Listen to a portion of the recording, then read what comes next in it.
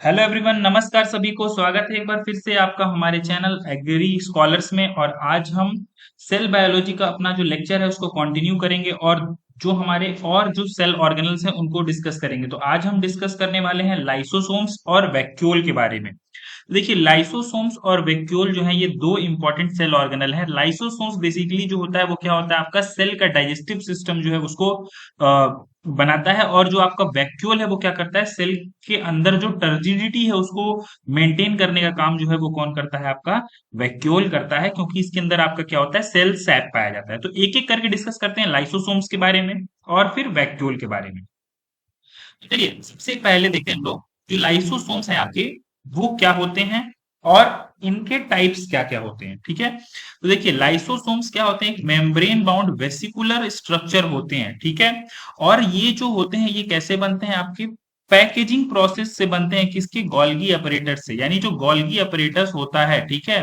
तो Golgi operator से जब क्या होते हैं, यहाँ पे कुछ भी जो मटेरियल होती है जिसकी क्या हुई है, गोल्गी अपरेटर में प्रोसेसिंग हुई है, तो वो यहाँ पे क्या होता है, पिंच करके यहाँ से क्या होता है, लाइसोसोम्स के फॉर्म में क्या होता है, यहाँ से बाहर निकलता है। ठीक है, पहली इंपॉर्टेंट चीज। दूसरी ये है कि the isolated lysosomes vesicle have been found to be very rich in almost all type of hydrolytic enzyme.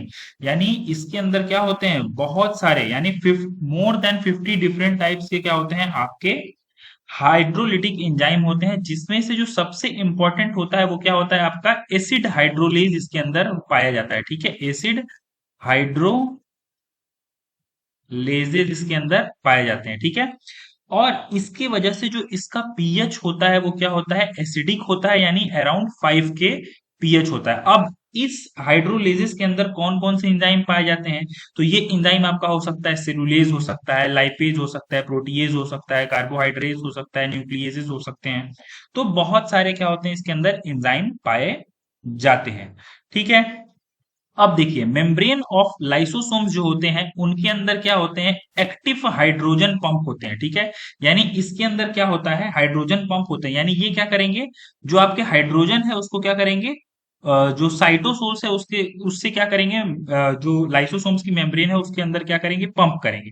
तो जब हाइड्रोजन का कंसंट्रेशन क्या होगा, इसके ल्यूमेन में हाइड्रोजन का कंसंट्रेशन बढ़ेगा तो ये कैसा पीएच प्रोड्यूस करेगा, एसिडिक पीएच प्रोड्यूस करेगा। तो यहाँ पे क्या हो गया, हाइड्रोजन आयंस का नंबर क्या हो गया, बढ़ गया। इसकी वजह से इसका पीएच कैसा हो गया, एसिडिक हो गया। अब लाइसोसोम्स जो होते हैं ये क्या होते हैं, आपके हाईली पॉलीमॉर्फिक सेल ऑर्गेनल होते हैं। ठीक है, तो ये हाईली हाईली क्या होते हैं, पॉलीमॉर्फिक सेल ऑर्गेनल होते हैं, क्योंकि इनका डिफरेंट डिफरेंट फिजियोलॉजिकल स्टेट में क्या होगा, इनका जो मॉर्फोलॉजी है, इनका जो स्ट्रक्चर है वो क्या होता है, चेंज होता रहता है। ठीक है, अब इसके अंदर क्या होता है कि बहुत सारे क्या है, हाइड्रोलिटिक एंजाइम पाए जा रहे हैं। जैसे हमने देख लिया कि लाइपेज पाया जा रहा है, प्रोटीज पाया जा रहा है, कार्बोहाइड्रेट्स पाया जा रहा है। तो ये सारे एंजाइम्स जो होंगे वो किस किस चीज को डाइजेस्ट करेंगे, जैसे कार्बोहाइड्रेट्स पाए जा रहे हैं तो कार्बोहाइड्रेट्स को करेंगे, प्रोटीएजेस पाए जा रहे हैं तो प्रोटीन को डाइजेस्ट करेंगे, लाइपेजेस पाए जा रहे हैं तो लिपिड को डाइजेस्ट करेंगे। तो ऐसे ये क्या करेंगे, सभी क्या करेंगे, बहुत सारे आपके जो भी कंपाउंड्स होंगे उनको क्या करेंगे, तोड़ने का काम करेंगे। कौन, जितने भी इसके अंदर हाइड्रोलेजेस पाए जा रहे हैं। ठीक है, अब जो दूसरी इंपॉर्टेंट चीज है लाइसोसोम्स के अंदर वो है इसके टाइप्स। ठीक है, तो देखिए जो लाइसोसोम्स होते हैं वो क्या होते हैं, तीन तरीके के होते हैं, प्राइमरी लाइसोसोम, सेकेंडरी लाइसोसोम और टर्शियरी लाइसोसोम। ठीक है, तो जो प्राइमरी लाइसोसोम्स होता है ये बेसिकली क्या होता है, स्टोरेज ग्रेन्यूल होता है। यानी इसके अंदर एसिड हाइड्रोलिसिस क्या है, स्टोर है। ठीक है, और ये इनएक्टिव फॉर्म में, यानी अभी अभी ये क्या हुआ है, गोल्गी अपरेटस से क्या हुआ है, पिंच हुआ है, और इसके अंदर क्या है, बहुत सारे हाइड्रोलिटिक एंजाइम यहाँ पे प्रेजेंट है। ठीक है, और ये क्या होता है, न्यूली फॉर्म्ड क्या होता है, लाइसोसोम होता है। जैसे ही ये क्या होगा, किसी भी एक फैगोसोम से, यानी जिस चीज को क्या करना है, सेल को डाइजेस्ट करना है, उससे ये फ्यूज करेगा। ठीक है, यानी प्राइमरी लाइसोसोम्स प्लस फैगोसोम्स, तो क्या हो गया आपका हेट्रोफैगोसोम्स। यानी कोई भी फूड मटेरियल है, ये क्या है, कोई भी फूड मटेरियल है, इस फूड मटेरियल को क्या करना है आपको, डाइजेस्ट करना है। तो जैसे ही ये क्या होगा, फूड मटेरियल के साथ क्या करेगा, फ्यूज करेगा, तो ये क्या बना देगा, डाइजेस्टिव वैक्यूल बना देगा। मतलब ये क्या करेगा, किसी उस फूड मटेरियल को डाइजेस्ट करने का काम करेगा, किसकी मदद से, जो इसके अंदर हाइड्रोलिटिक एंजाइम है, ठीक है। तो जब कोई भी एक्सटर्नल मटेरियल को ये क्या करता है, इनगल्फ करता है, तो ऐसे लाइसोसोम्स को हम क्या बोलते हैं, हेट्रोफैगोसोम्स बोलते हैं, ठीक है। यानी प्राइमरी लाइसोसोम्स पर प्लस फैगोसोम्स, ठीक है। तो हम इसको क्या बोलते हैं, हेट्रोलाइसोसोम्स बोलते हैं, ठीक है। या फिर हम इसको क्या बोल सकते हैं, इसको हम फैगोसोम्स क्या बोल सकते हैं, फैगोसोम को ही इसने क्या किया है, इनगल्फ किया है, ठीक है। अब क्या है आपका ऑटोफैगिक लाइसोसोम या फिर ऑटोफैगोसोम्स, क्या होता है कि जब क्या होगा, लाइसोसोम्स यानी सेल के अंदर कोई सेल ऑर्गेनल है जिसको डाइजेस्ट करना है, या फिर कोई सेल ऑर्गेनल है वो क्या हो गया, मर गया, ठीक है। तो उसको क्या करना है, आपको डाइजेस्ट करना है, तो ऐसे में भी क्या होता है, जो आपका लाइसोसोम्स होता है वो काम आता है। और वो क्या करेगा, उस सेल ऑर्गेनल को क्या करेगा, अपने अंदर इनगल्फ कर लेगा। और जब इनगल्फ कर लेगा, फॉर एग्जांपल इसने माइटोकॉन्ड्रिया को अपने अंदर इनगल्फ कर लिया, ठीक है। तो इसको हम क्या बोलेंगे, ऑटोफैगिक लाइसोसोम्स बोलेंगे या फिर ऑटोफैगोसोम बोलेंगे, ठीक है। यानी इसने किसको इनगल्फ किया है, एक सेल ऑर्गेनल को इनगल्फ किया है, यानी अपने किसी स्ट्रक्चर को इनगल्फ किया है, तो इसलिए इसको ऑटोफैगोसोम्स बोला जाता है, ठीक है। उसके बाद देखिए, जो टर्शियरी लाइसोसोम या फिर रेसिडुअल बॉडी क्या होता है कि लाइसोसोम जिसके अंदर क्या है, अनडाइजेस्टेड मटेरियल है, यानी उसने उसको क्या किया है, ब्रेक कर दिया है, और क्या है, कुछ मटेरियल जो है उसको वो डाइजेस्ट कर दिया, और कुछ उसके अंदर रेसिडुअल बॉडीज क्या हुए हैं, बचे हुए हैं। अब इस रेसिडुअल बॉडीज को ये लाइसोसोम्स क्या करेगा, एक्सोसाइटोसिस के माध्यम से क्या करेगा, उस सेल से क्या करेगा, एलिमिनेट कर देगा, ठीक है। तो ये होता है आपका क्या, टर्शियरी लाइसोसोम। तो लाइसोसोम्स आपके कितने टाइप के हो गए, तीन टाइप के। प्राइमरी लाइसोसोम जो क्या करता है, स्टोरेज का काम करता है, स्टोरेज ग्रेन्यूल्स होते हैं। सेकेंडरी लाइसोसोम जो होते हैं वो क्या होते हैं, डाइजेस्टिव वैक्यूल्स होते हैं, ठीक है। और टर्शियरी लाइसोसोम्स जो होते हैं वो क्या होते हैं आपके, वो होते हैं आपके रेसिडुअल बॉडीज होते हैं। तो यहां से आपके इंपॉर्टेंट क्वेश्चंस बन सकते हैं। तो अगर हम बात करेंगे किसकी, फंक्शन की, लाइसोसोम्स के फंक्शन की, तो लाइसोसोम्स क्या कर रहा है, इंट्रा सेलुलर डाइजेशन और एक्स्ट्रा सेलुलर डाइजेशन ये करता है, ठीक है। तो इंट्रा सेलुलर डाइजेशन तो हमने पढ़ लिया कि सेल के अंदर ये कैसे डाइजेशन करेगा। एक तो ये क्या करेगा, हेट्रोफैगी करेगा, एक हेट्रोफैगी और एक ऑटोफैगी करेगा। तो ये इसके दो फंक्शन हो गए। दूसरी चीज है, ये क्या करता है, एक्स्ट्रा सेलुलर डाइजेशन भी करता है। क्या करता है, एक्स्ट्रा सेल्यूलर डाइजेशन भी, लाइसोसोम्स क्या होता है, कराता है, ठीक है। इसके अंदर जैसे आपका क्या हो गया, बोन ईटिंग, जैसे अगर आपके अंदर क्या है, कोई हड्डी है, उसको क्या करना है, जैसे मान लीजिए ये हड्डी है, इसको हमको क्या करना है, स्ट्रक्चर देना है, किसी एक पर्टिकुलर स्ट्रक्चर में इसको ढालना है, ठीक है। तो ये जो इसका रिमेनिंग पार्ट है, ये कौन ईट करेगा, कौन इसको करेगा, तो ये करेगा आपका लाइसोसोम्स करेगा, ठीक है। उसके अलावा जैसे फ्रॉग होता है, ठीक है, फ्रॉग के अंदर क्या होती है, जब वो फ्रॉग बड़ा होता है तो टेल क्या हो जाती है, उसकी गायब हो जाती है। तो इस टेल का डाइजेशन यहाँ पे कौन कर रहा है, यहाँ पे लाइसोसोम्स ही क्या कर रहा है, इस टेल का डाइजेशन कर रहा है फ्रॉग के अंदर, ठीक है।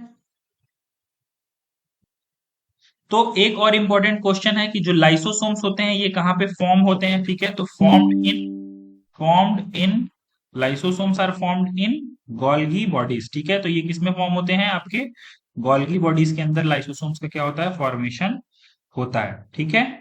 और अगर आपको क्या दे दिया, गोल्गी बॉडीज दे दिया प्लस एंडोप्लाज्मिक रेटिकुलम भी दे दिया, तो ये दोनों ऑप्शन सही है कि एंडोप्लाज्मिक रेटिकुलम और गोल्गी बॉडीज मिल करके क्या करते हैं, आपके लाइसोसोम्स का फॉर्मेशन करते हैं, ठीक है।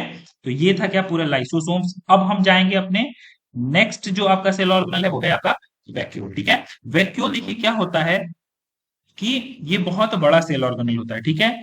अब बड़ा कैसे होता है ये, तो वैक्यूल जो होता है वो क्या होता है, मेम्ब्रेन बाउंड क्या होता है आपका, स्पेस होता है बेसिकली, ठीक है। ये सेल ऑर्गेनल बोलने से अच्छा है कि हम क्या बोलें, ये क्या किया, पूरा पूरा पूरा इसके स्पेस को, सेल के स्पेस को क्या करके रखा है, कवर करके रखा है। जैसे हम यहाँ पे देख सकते हैं कि इसने क्या किया, 90% जो सेल का है उसके स्पेस को क्या कर लिया, ऑक्युपाई कर लिया, 90% वॉल्यूम को, ठीक है। अब ये क्या होता है, इसके अंदर वाटर होते हैं, सैप होते हैं, ठीक है, एक्सक्रीटरी प्रोडक्ट्स होते हैं, और अदर मटेरियल जो कि सेल के लिए यूजफुल नहीं है, वो सब इसके अंदर क्या होते हैं, प्रेजेंट होते हैं।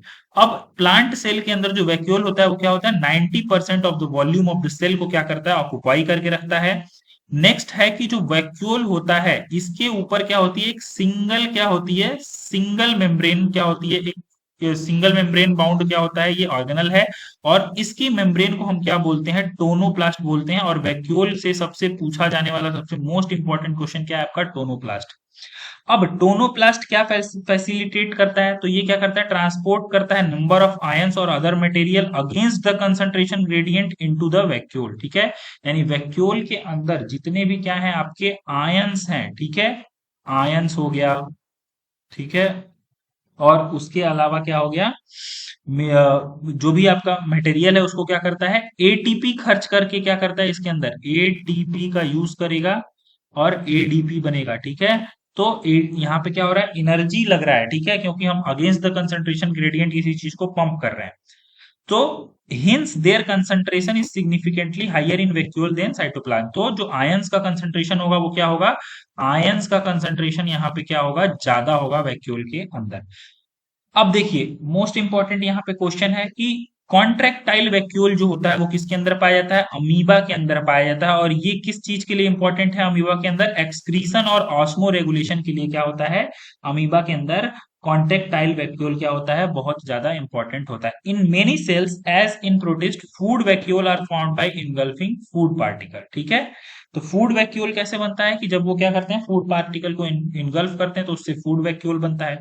उसके बाद बोल रहा है वाटर सॉल्युबल पिगमेंट। ठीक है, वाटर सॉल्युबल पिगमेंट, ठीक है, जैसे कि एंथोसाइनिन, ये भी क्या होते हैं आपके वैक्यूल के सैप के अंदर पाए जाते हैं। यानी इसके अंदर क्या हो रहा है, सैप के अंदर पिगमेंट भी पाया जा रहा है। ठीक है, तो ऐसी बात है कि सैप के अंदर क्या पाया जाता है, वैक्यूल के सैप के अंदर, तो वैक्यूल के सैप के अंदर पाया जाता है आपका सबसे पहले H2O, उसके बाद आयंस पाए जा रहे हैं, उसके बाद एक्सक्रीटरी मटेरियल पाए जा रहे हैं,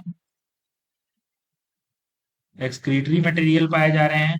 उसके बाद इसमें क्या पाए जा रहे हैं, वाटर सॉल्युबल पिगमेंट्स पाए जा रहे हैं। ठीक है, वाटर सॉल्युबल पिगमेंट्स भी यहाँ पे पाए जा रहे हैं। ठीक है, तो और उसके बाद क्या है, एनिमल सेल जो होते हैं उनके अंदर स्मॉल वैक्यूल्स क्या होते हैं, प्रेजेंट होते हैं। ठीक है, एनिमल सेल के अंदर क्या होते हैं, स्मॉल वैक्यूल प्रेजेंट होते हैं।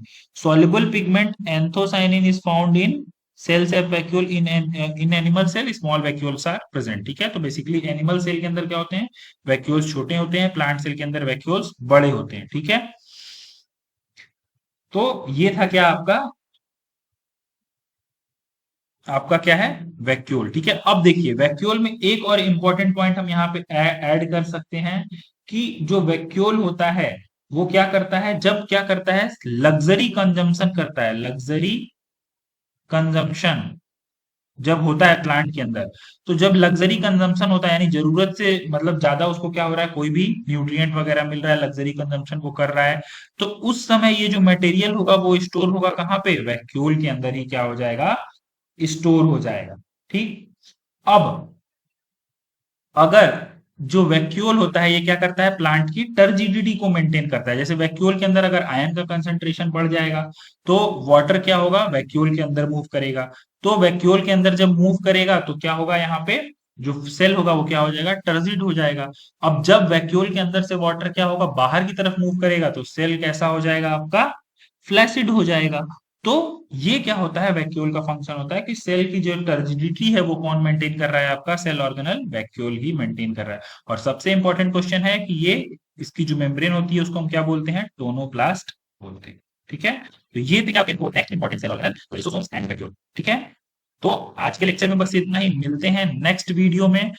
हम कुछ और सेल ऑर्गेनल के बारे में, उनके फंक्शंस के बारे में और उनके स्ट्रक्चर के बारे में डिस्कशन करने के लिए।